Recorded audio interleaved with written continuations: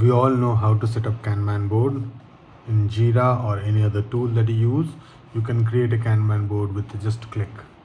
But what actually brings value is to put those columns rightly in the Kanban board, or how do you figure out the workflow. So in order to understand that, we need to know how can you maximize the value through Kanban board with this process.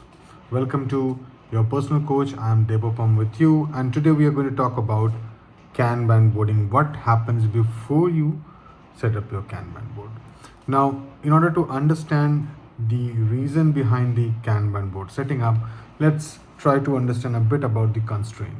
Right? Why I'm saying this? Because you are using your Kanban to visualize the obstructions that you have in your workflow. Right? So what is the workflow? Workflow is how you work from starting to source to, from gathering of the requirement to the end, delivering value to the customer. That's the entire workflow. So what you have to do is, the first thing that you need to keep in mind is that you are trying to find the constraints which is actually obstructing your workflow, right? And that's precisely why you are putting up Kanban board. Now, what is a constraint? What is a constraint organization? So we'll go back to Goldratt's theory of constraint, right? And what he said was that an organization is a constraint organization when it thinks about only part of that organization and not the whole of the organization, right? So when I see any department, any team in my vision, only that it's constrained, because I'm not considering the entire organization into my vision. And that's where the constraint begins. Or you can say that we are too busy in fulfilling the demands of the present that we are not even thinking about the future. So what happens there? We create constraint, and those are the constraint organization. Now, what to do with those constraints? Now we understand that they're okay. These are the reasons why the constraint comes, or the obstruction comes, the problem comes into the workflow, right? Now we have to understand that we have to expose those problems. How do we expose those problems? So before setting up Kanban board, I would recommend you that you do something like value stream mapping. Or now, do not go to the value stream mapping concept of only of SAFe. Value stream mapping is a lean concept, right? What does it mean? That you'll get plenty of template over the internet, right? What I would suggest you is to understand the concept behind value stream mapping. So value stream mapping is the stream, that means your workflow. How are you flowing value throughout that stream, right? So there are three things here. One is value, one is stream, one is mapping. Three words. Let's understand each word one by one. So stream is your workflow. That is your kind of a river stream, right? So that's your workflow, entire workflow. So from requirement, or maybe requirement coming from the customer, or wherever it's originating from there, the stream is originating from there to the end where you are giving the value back to the customer. That is your entire stream. Now this stream might carry value and also non-value. So there are things which are not of value but still would be there in your stream, right? Those are called the waste, right? So these are the waste or non-value addition things. For example, you might do with your work, but it takes 3 days for the lead engineer to do code review, just for an example, right?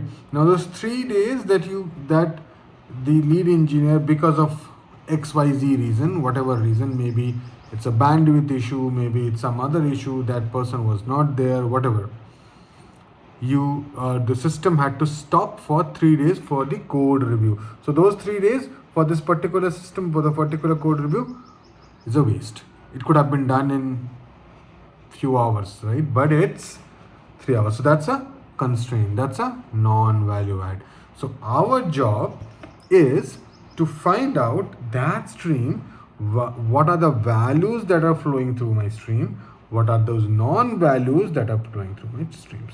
So what happens when you saying, okay, this is what happens, this is where we get the requirement, then this happened, then this happened, then this happened. So you are kind of aligning your stream to from the origin to the end for this stream. Yeah, now you will realize, okay, what are those value in the streams. So you'll identify, okay, these are the values that we have and these are the non-values, so that is not contributing to the value of the customer to the customer, right?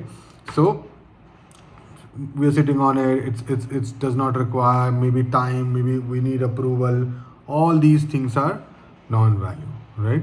So those are the waste. Now our job would be now to this is exposed now, right?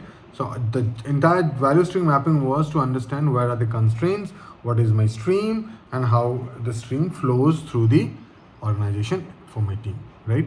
Now you have to set up the Kanban board. Now, the Kanban board will be a reflection of your value stream mapping. Now you know about your stream, your Kanban board is actually the visualization of your stream, right?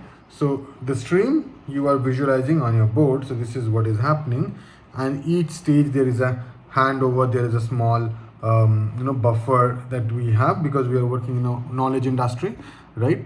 So our job is to minimize that buffer, minimize that, right?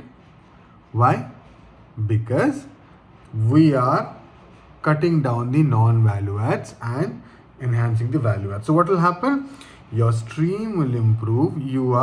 That's the next step, right? When you will focus, you'll see, okay, these are the non-value adds. This is where we have to work. This is where we have to focus and reduce the waste on non-value adds, right? So the job of the Kanban board is to reflect the value stream that you have, right? So for that, before you go there, we need to understand what are the constraints. Then we do a value stream mapping of our system, and then reflect that with a Kanban board, which tells the story of the stream, identify what are the values, what are the non-values, focus, work on those items which are non-values, constraints, creating bottlenecks, and ensure that those bottlenecks are removed, and then go on to the next and the next and the next. I hope it clarifies. Kanban is very powerful visualization tool which helps you to understand and expose. Remember, it will not solve your problem again, it will expose the problem and you have to solve these problems, right?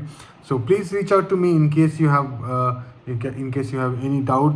For those people who have reached out to me for various connects, for various discussions regarding Kanban or any other, thank you so much. I really loved our conversations. Keep doing that.